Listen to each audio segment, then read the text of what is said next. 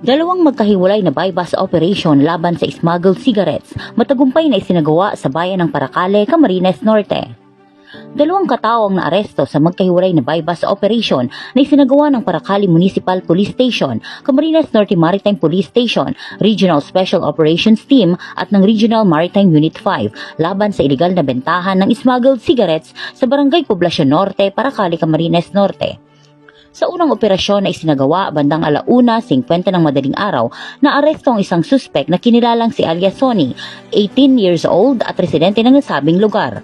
Nahuli ang suspek matapos magbenta sa pusher buyer ng isang kahon na naglalaman ng 50 rims ng sigarilyong Golden Leaf na hinihinalang smuggled, kapalit ang halagang 25,000 piso. Na-recover sa operasyon ang bypass money na kinabibilangan ng isang tunay na 500 piso, 20 piraso ng budel money at ang mismong kahon ng sigarilyo bilang ebidensya.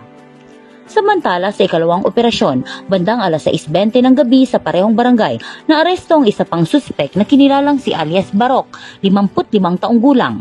Nakumpiska sa suspek ang isang kahon at mga rim ng sigarilyong Golden Leaf na hinihinalang smuggled na naibenta sa halagang humigit kumulang 19,000 piso kasama ang mark money at budel money.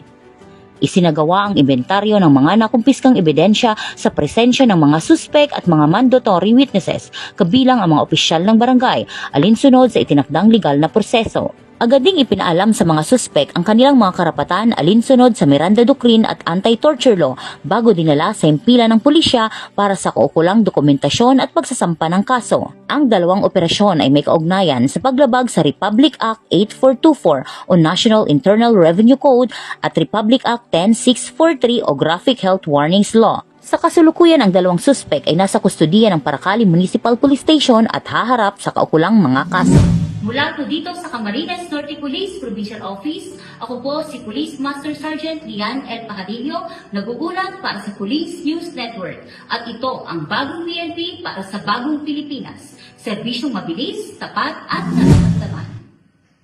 Lingkod sa bawat Pilipino at magbibigay ng tamang impormasyon para sa tahimik at maayos na Pilipinas. Police News Network, alagad ng batas, tagapagtaguyod ng balitang pulis, sandigan ng mamamayan, patnubay ng katotohanan.